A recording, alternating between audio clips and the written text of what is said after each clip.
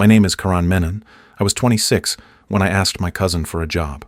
It was a Tuesday morning. I remember because I'd skipped breakfast just to iron the shirt twice. It wasn't even mine. It belonged to my roommate. Slightly tight around the arms, sleeves half an inch short, but it looked clean, presentable. That's what mattered. It had been 5 months since I lost my last job. I'd applied everywhere. Startups, call centers, even content mills that paid per click. Nobody wanted someone with a hybrid skill set and no real experience. My cousin Rishi ran a mid-sized digital firm in Lower Parel, 40 employees, big client list, a LinkedIn profile that read like a Forbes article. We hadn't spoken much in the last few years, just the usual birthday messages, Diwali forwards, and the occasional "proud of you bro" comment on his posts. Still, when I messaged him asking for a meeting, he replied in under 10 minutes. "Sure thing. Come by Tuesday at 11. Let's catch up, finally." I arrived at 10:25, sat in reception pretending to scroll through emails on a cracked screen. Rishi's office had white walls, glass partitions, and air that smelled like lemon disinfectant and money. The receptionist offered water, didn't ask who I was. I told her I had an 11 a.m. with Rishi. She nodded without looking up. 11 o'clock came. 11:15 passed. At 11:32, he walked in sunglasses on indoors, Bluetooth in his ear, white shirt with rolled sleeves and confidence that could bruise skin. "Karan," he drawled, clapping me on the back like we were best friends. "Been ages, man. Look at you." I stood up, smiled too widely. "Thanks for meeting me." We walked into his cabin, frosted glass, a long table with a MacBook, some Google swag, and a motivational quote framed in black. "Leaders create, followers apply." He gestured to the chair across from him and dropped into his own like a king returning to his throne. "So," he said, cracking his knuckles. "What's up? You mentioned work?" I nodded. "Yeah, I've been looking for something. Anything in operations, maybe project management. I've done client onboarding before, vendor communication, basic automation tools." "Bro, I know your background," he interrupted, smiling. "You were always the techie one, right? In school, you were building websites when we were playing cricket." I laughed politely. "That was ages ago. But yeah, I've been learning again. Taking some online certifications. Python, Notion workflows, Zapier, that kind of stuff." He leaned back, steepling his fingers like the mentors on Shark Tank. "I'll be honest, man. You've got passion, and I love that. But my team right now is in a pretty intense phase. We're onboarding 3 new SaaS clients, streamlining backend for a telecom firm, and building an internal BI tool." I nodded, happy to learn, even shadow someone if needed. I need a start." He exhaled like I'd asked for equity. "I wish I could," he said. "Really, I do. But the truth is, I don't think this is the right environment for you." I paused. "Meaning?" He folded his hands, leaned forward slightly the way people do before delivering something that sounds polite but cuts clean. "You're smart, Karen, but leadership? It's not something everyone's born with. And in this phase, I can't onboard someone I'd need to babysit. It's sink or swim here." My chest tightened, but I forced a smile. "I'm not asking to be a lead, just a foot in the door." He sighed again. "This isn't a charity, bro. I've built this from scratch. I don't say yes to family unless they're 100% ready. And honestly, I don't see it in your eyes." I swallowed. That's what he said. "I don't see it in your eyes." Like leadership was a shade of iris. Like my hunger wasn't visible beneath the borrowed shirt and scuffed shoes. He stood up. "But listen, this doesn't mean you're not good. Maybe go freelance? Start your own thing? Not everyone's built for corporate." I nodded, automatically, took his hand, thanked him. He offered to walk me out, but got a call just then. I exited alone. The sunlight outside was hot enough to make my back sweat through the fabric. My phone buzzed once, a spam credit card offer. I ignored it. That night, I couldn't sleep. Not because of the rejection, I'd gotten used to those, but because of the way he said it, like it was a kindness. "You're just not a leader." That line sat with me, stayed. I wrote it down on a sticky note and placed it beside my pillow. And for some reason, I didn't tear it up. I didn't cry. I just stared at the ceiling and thought about how I never wanted to feel like this again. I didn't talk much for the next few days. Didn't tell my parents about the meeting. When my mother asked how it went, I told her it was good. When my father asked if I needed help applying to civil services again, I said, maybe. Truth is, I didn't apply to anything after that. I just started disappearing, slowly. I took the night shift at a supermarket near Science Circle. One of those 24/7 places where fluorescent lights buzz overhead and the customers never make eye contact. The uniform was a light blue polo, one size too big, and they made us wear name tags. Mine said crayon, misspelled, laminated, never corrected. The job was simple: Stack, scan, sweep, smile. I liked the silence between 1 and 4 a.m. No questions, no opinions, just cold air and cereal boxes. My shift manager was a guy named Arjun, 19 years old, barely out of school, fast with Excel and faster with sarcasm. He used to say things like, "You got an engineering degree and you're stocking Maggie packets," and laugh like it was helpful. I never responded. I lived in a friend's garage then, not like a car garage, a converted room behind his dad's tire shop. 1200 rubai madam, kai, no windows, just a metal door and a mattress that smelled faintly of rubber and time. There was one plug point. I used it for an old second-hand laptop I'd bought off OLX for 9,000 rupees, the kind that needed a fan under it or it would overheat and shut down. That laptop became my second shift. After coming home from the supermarket, I'd lie flat on the floor, head propped up with a gym bag, and start sketching. Not drawings, ideas. Product ideas. I didn't know what I was building. I just knew I couldn't stop. One idea was a CRM tool for freelance coaches. Another was a platform that synced notes between WhatsApp and Google Calendar. A third was just an ugly dashboard that counted how many tasks you finished per hour. I wasn't building companies. I was building something to believe in. And every time I felt like giving up, I looked at the sticky note on my wall. "You're just not a leader." I'd stare at those words while my laptop wheezed under the weight of a free Figma file. I only ate once a day back then. A plate of vada pav in the morning or some khichdi if I had time before shift. 30 rupees se adhik nahi. Anything else was too much. I kept a spreadsheet of expenses. In the first column, I wrote date, spent, regret level. One night, I had 1,200 rupees left in my account. I hadn't eaten all day, but there was this domain name I'd been checking for weeks. Stacktrace.in. It was still available. I bought it. Went to sleep hungry, but with something to build. 2 weeks later, I launched the first version of my tool. It was clunky. Half the buttons didn't work on mobile. The onboarding page crashed on Firefox, but it did one thing well. It helped independent consultants track their cold emails and follow-ups. I listed it on a subreddit, r/indiehackers.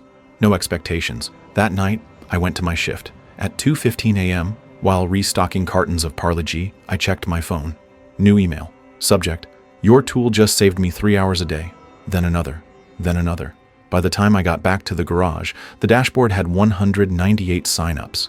The laptop crashed from the load. I didn't care. I sat there in my uniform, shoes still on, staring at the screen and smiling like a man who just saw color for the first time in months. I didn't tell anyone, not even my best friend. It felt too fragile, like if I said it out loud it would break. So I went to work like normal, scanned milk packets, counted coins, swept corners, but every night I added new features, fixed bugs, wrote support emails under fake names. One guy wrote in from Canada, said he was a solo founder and my tool helped him close a deal without losing his mind. Another woman from Pune messaged to ask if I could add tags for categories. I added it the same night. People didn't know the product was built by a guy sleeping in a concrete box with no fan. They just knew it worked. And for the first time in months, I felt like I did too. Rishi posted vacation photos around the same time. Him in the Maldives, him at a beach club in Dubai, him sipping cocktails on a yacht with the caption, "Leadership isn't about titles, it's about vision." I didn't like the post, didn't comment, didn't react. I just opened my notebook and wrote another line next to the old sticky note. Vision, huh? Then I went back to work. By month 3, Stacktrace had 2,000 users. A YouTube creator did a short video review. Then a newsletter picked it up. Traffic tripled overnight.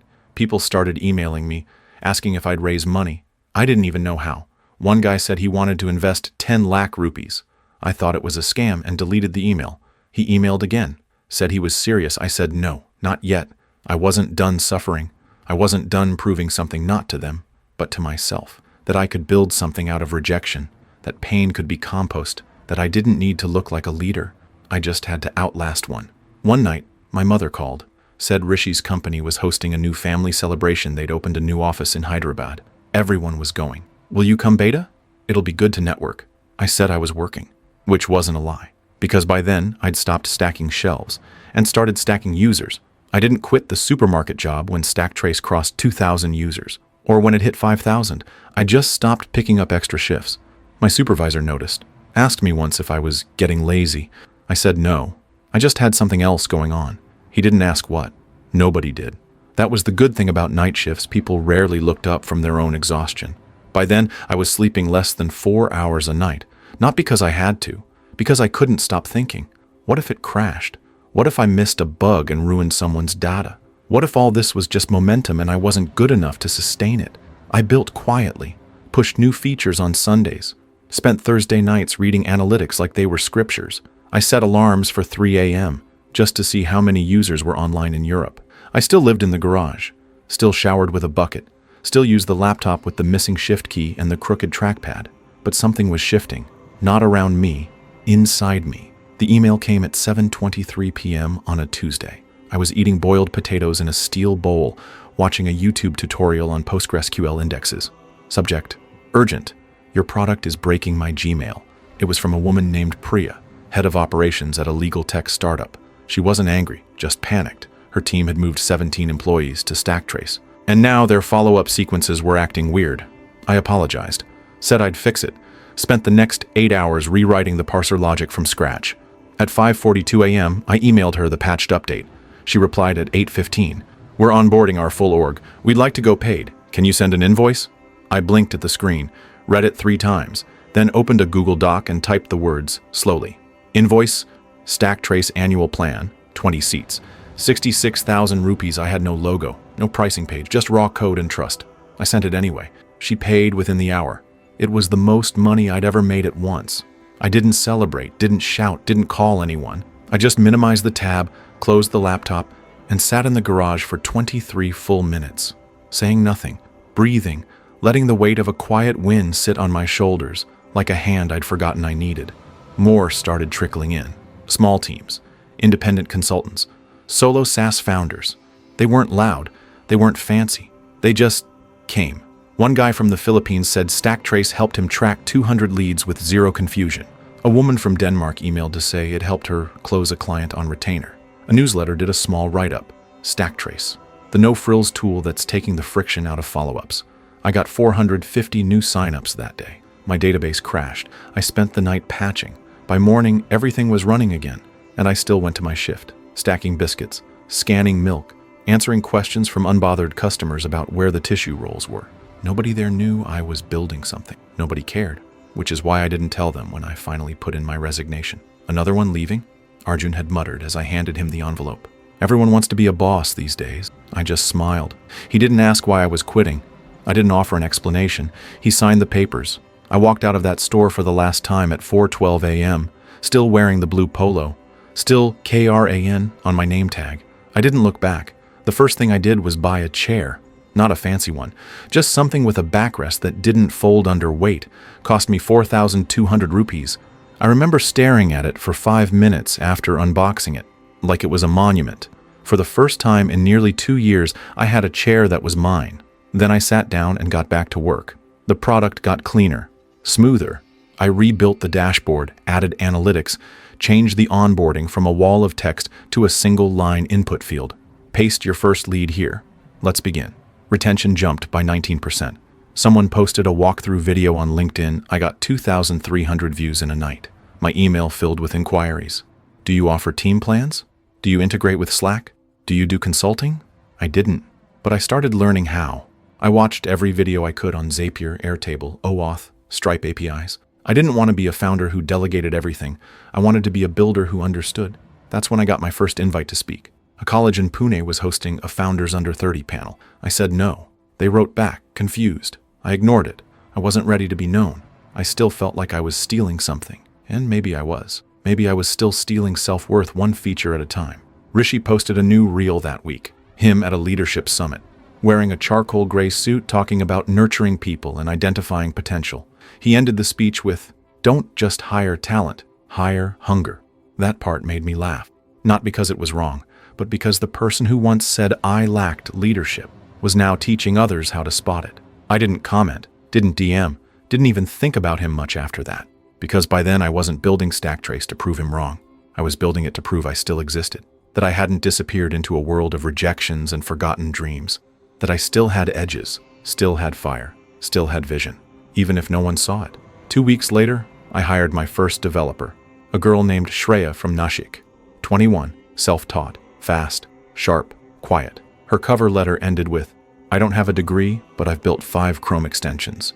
I learn fast. I just need a chance." I gave her one. And in her, I saw a reflection of something I didn't know I'd been missing, A version of me from 2 years ago, finally getting picked. We worked out of the same garage for 2 months, took turns sitting in the chair, ate vada pav for lunch, sometimes thumbs up if the day was good, and slowly, StackTrace became ours. At 10,000 users, I finally bought a domain email. Karan at stacktrace.init cost 450 rupees a year, but it felt like the most grown-up decision I'd ever made, like putting your name on a lease or signing your own permission slip. That night, I took the sticky note off the wall, the one that said, "You're just not a leader." I didn't tear it, didn't throw it away. I folded it carefully and slid it into a plastic folder. Labeled it seed, because that's what it had become. Not an insult, not a memory, but a seed. And I was finally learning how to make things grow. We moved into the new office on a Wednesday. It wasn't big. 1 room, 14 feet by 11, no AC, just a window that jammed if you opened it past halfway. But it had a whiteboard. It had a Wi-Fi router that actually worked, and it had chairs, 4 of them, matching. I still remember how it smelled that first morning, plywood dust and fresh paint.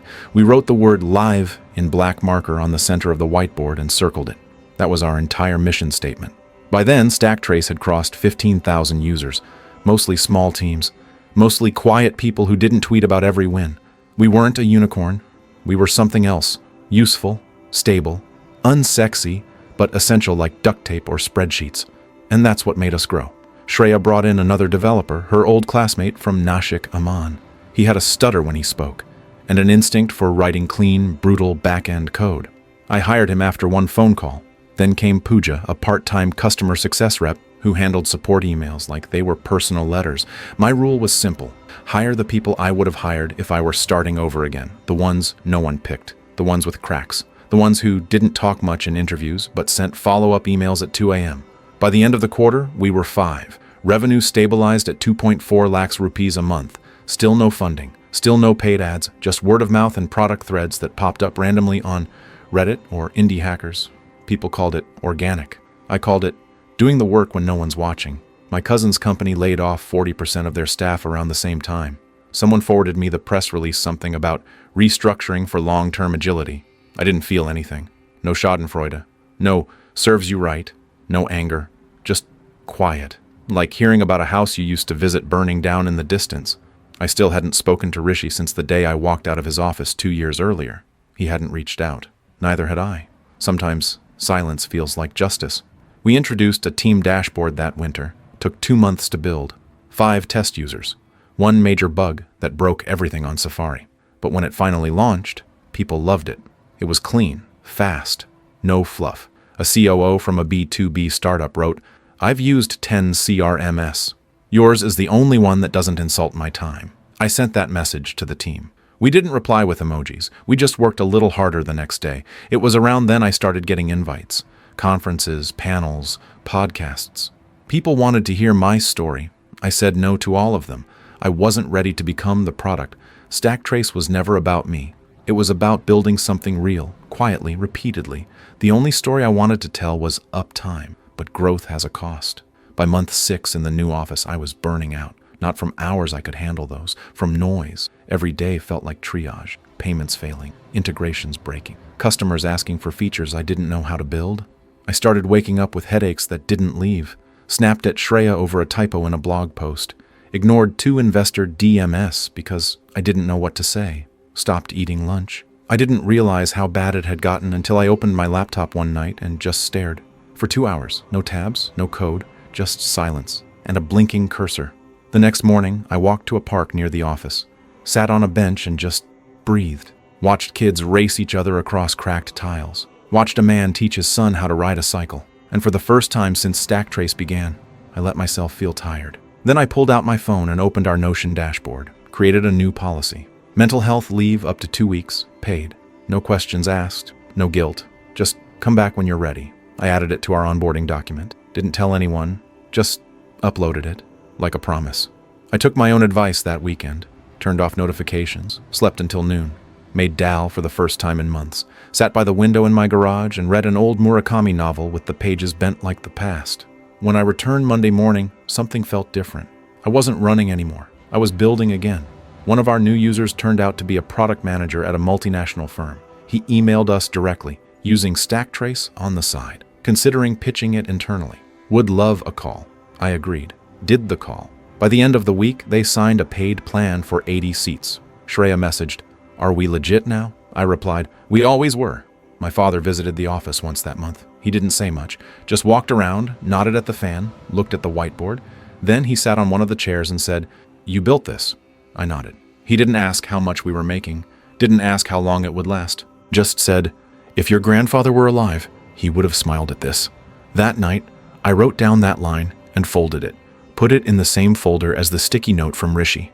2 pieces of paper, same weight, different meaning. One evening, as I was leaving the office, I opened LinkedIn. A post caught my eye. Rishi again. He was launching a new consultancy, independent. No team photos, just him. The caption read, "Every end is just a beginning in disguise." I didn't react, didn't bookmark it, didn't save it, but I remembered it. Because beginnings, I'd learned those don't announce themselves. They're quiet, like chair legs scraping on tile, like a login screen you design at 3:45 a.m., like the first time a stranger says, "Your tool helped me." Beginnings don't need noise, they just need to work. It started with a resume. Shreya had flagged it. She was reviewing applications for a new role we'd posted head of client operations. I'd asked her to sort by experience first, not titles. People who'd done the work, not just supervised it. She sent over a short list. 7 candidates. 1 PDF sat in the middle. Rishi Menon. Strategic growth and enterprise onboarding. 9+ years. I stared at the name. Once. Twice. Then opened the file. It was him. New format. New photo. Same face. The resume was clean, sanitized. Buzzwords trimmed neatly along bullet points. Scaled operations. Transformed systems. Built cross-functional pods. There was no mention of his old company. Just independent consultant since 2022. And under reason for application, he'd written, "Looking to join a mission-driven startup solving real problems." I didn't laugh. I didn't flinch. I just stared at the screen and let the quiet settle, like static, like blood filling the space behind the eyes before a headache begins. I walked outside. No phone, no headphones, just the thrum of the main road and the sticky humidity of a Wednesday afternoon. 4 years. That's how long it had been since that meeting in his glass office. The one where he told me I wasn't a leader. The one where he smiled like he was sparing me. 4 years since I'd walked out in borrowed clothes with nothing but a note and a name no one remembered. And now he was here, on a short list, for a role. In my company. I didn't reject him, didn't delete the file. I marked it, interview manual review. Shreya messaged, "Should we shortlist him? Or pass?" I replied, "Add to week 2 slots. I'll take that one personally." No emoji, no context, just facts. That night I pulled the folder from my desk drawer. Inside it were 2 papers. The original sticky note faded now, curled at the edges with those 7 words, "You're just not a leader," and a folded receipt from our first paid invoice. Priya's company, 66,000 ரூபாய்.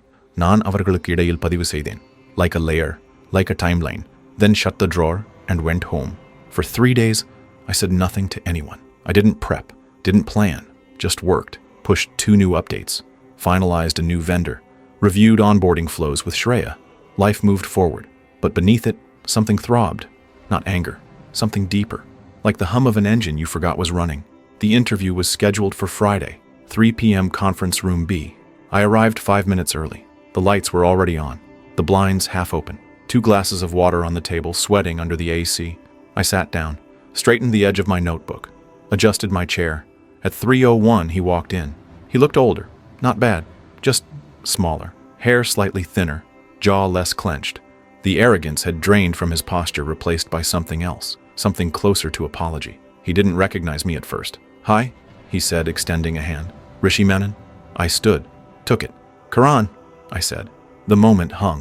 Recognition flickered in his eyes like a delayed power surge. "Karen? Menon?" I nodded. He sat down slowly, didn't speak for 5 seconds. Then softly, "Didn't know this was your company." I didn't respond, just opened my notebook. Page was blank. I wrote the date in the corner. "Let's begin," I said. I asked him the standard questions: experience, transitions, pain points in onboarding B to B clients. He answered well, tactfully, some rehearsed lines, some genuine insights. He spoke of frameworks and empathy, of aligning goals with user journeys. He name-dropped a few consultants, made a joke about the SaaS bubble, corrected himself when he said junior staff, and replaced it with early career team members. I nodded, took notes, never broke pace. Midway, I leaned back. Tell me, I asked, what do you think makes someone a good leader? He hesitated, then said, listening, accountability, adaptability. No mention of vision? He blinked. Of course, that too. And how do you know when someone has it? I asked. He paused, then met my eyes. Sometimes you don't. Not until they build something. Silence. No smile, no gloating. Just silence. I closed my notebook, reached into my folder, pulled out a single sheet of paper, our standard offer letter, company letterhead, signed, dated, slid it across the table. He picked it up, read the title, read the role, paused at the compensation section, then froze. There it was, 0 rupees monthly compensation, a blank beneath it. For internal notes only, comments, I'd written, just not a leader. He looked up. Is this accurate? I said. I see. I waited. He stared at the paper, didn't tear it, didn't push it back, just let it sit there. Finally, you've proven your point. I shook my head. This isn't a point. He opened his mouth, closed it again. The paper remained between us, white, clean, brutal. He stood, folded the offer carefully, not defensively, not with pride, just carefully, then said, I didn't see it back then. I didn't reply, didn't need to. Some truths don't need confirmation. They just need to be endured. He turned to leave, reached the door, paused, looked back. Congrats, he said. You built something. I didn't say thank you, didn't nod, didn't flinch, just looked down at my notes. He walked out. The door clicked shut behind him. 5 minutes later, Shreya walked in. Candidate left early? She asked. I nodded. Wasn't the right fit. She didn't ask anything else. She didn't need to. She saw the offer on the table, saw the number, said nothing, just cleared the water glasses and left. I sat alone in the room for another 10 minutes, then picked up the paper, folded it, slid it into the folder, behind the sticky note, behind the receipt. No label, just placement. Then I turned off the lights and went back to work. He didn't reply to the offer, didn't email, didn't call, didn't send one of those polite thanks for the opportunity follow-ups. Just vanished. I half expected some backlash, a snide remark, a screenshot, a whisper passed around family WhatsApp groups, but nothing came. Silence, not the cold kind, the heavy kind, the kind that feels like someone closing a gate behind them slowly, quietly, forever. I thought that was it. Story over. Karma distributed, back to the work. And for a while, it was. 2 months passed. Stacktrace crossed 20,000 users. We moved to a larger workspace, one with real windows, not just slits in the wall pretending to be light. Revenue tripled. We added customer retention tools, launched a browser extension, broke our own daily active user record, and I stopped thinking about him. Not because I'd forgiven him, but because he no longer took up space in my head. Then my aunt called, his mother. I hadn't heard her voice in years. She used to call me Beta, used to make payasam for my birthday, used to tell my mom, Karan is the silent one. He watches everything. Now she just said, Are you busy? I said, A little. She hesitated. Then, He's struggling. I said nothing. She added, I know you're doing well. Your mother told me. We're happy for you. Silence. Then the real ask, if there's anything, just an opening, even junior. He's willing. I let the pause stretch. Then I said, I think he already got his offer. She didn't respond right away, just sighed. Long, quiet. I think he knows that. Another beat. Then, he won't ask again. Click. That night, I sat at the whiteboard in our new office, wrote one word in the top corner, forgiveness, then erased it. Not because I didn't feel it, because it didn't belong in the meeting note. The truth is, failure doesn't always announce itself. Sometimes it just seeps in, like water through a crack in the wall. By month 3, his LinkedIn went silent. The fancy posts stopped. The thought leadership threads dried up. The banner image changed from founder mean speaker mean visionary to just his name. One line. Open to work. No logo, no location. Just a request. Shreya saw it too. She didn't say anything, just sent me the profile in Slack. I replied with a thumbs up emoji, then muted the thread.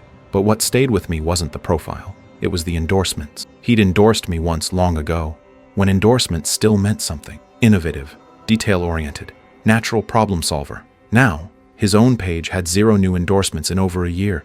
The fall isn't always a crash. Sometimes it's a fade. I ran into him once, by accident, at a bookstore near Churchgate, the kind that still smelled of glue and dust and college kids searching for answers in self-help sections. He was in the tech aisle, holding a book on product management. He looked up, saw me, paused. I nodded. He nodded back. Neither of us walked closer. Neither of us pretended it didn't happen. But we also didn't stop to perform reconciliation. Sometimes, the distance is what keeps the dignity intact. I bought my book and left. Didn't check if he was behind me. Didn't turn around. Didn't wonder what he'd picked. That weekend I visited the garage. It was empty now. My old friend had moved. The tire shop had shut down. The paint was peeling from the back door like memory being forgotten. I stood outside for 5 minutes. Didn't go in. Just stood there and looked at the rust on the latch, then walked away. Somewhere along the way, revenge had stopped feeling like a fire. Now it felt like air, invisible, everywhere. Carried in how I walked into rooms, in how I spoke less and listened more, in how I never needed to prove anything anymore, just build. And if he ever wondered what became of the guy who wasn't a leader, he knew now. Because when someone folds your offer with their own hands and carries it out the door, that's not you proving them wrong. That's them watching themselves fade. I didn't hate him anymore. Didn't pity him either. I understood him. Sometimes people reject others not because they see less in you, but because they're scared you'll become more. And when you do, they don't know how to look at you without looking away from themselves. I opened the folder again that night.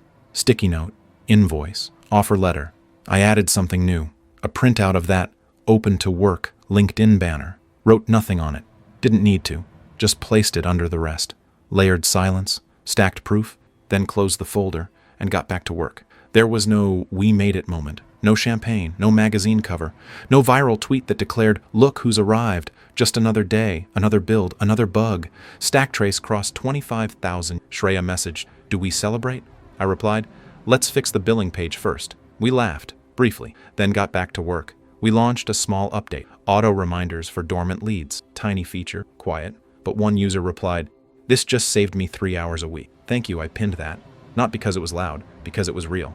My mother visited the office that month. She walked in, looked around, floors clean, team focused, coffee brewed in an actual machine, not instant sachets. She didn't say much, just wandered, paused at the whiteboard, still had that word in the live. She pointed to it. "You never changed it?" I shook my "no need." She nodded, then smiled the kind of smile that says everything without saying it. In the evening, she left a steel box, homemade laddu, slightly too sweet. I didn't eat them, not immediately. I just placed the box in the drawer. I still kept sticky note, invoice, offer, open to work, printout, and now the laddu. Proof that revenge, like grief, doesn't, it just makes room for other things. We onboarded our 100th paying team in February. An ed tech company from Jaipur used StackTrace to manage outreach for tutors. The founder messaged me on WhatsApp, said, "I dropped out, never got a degree.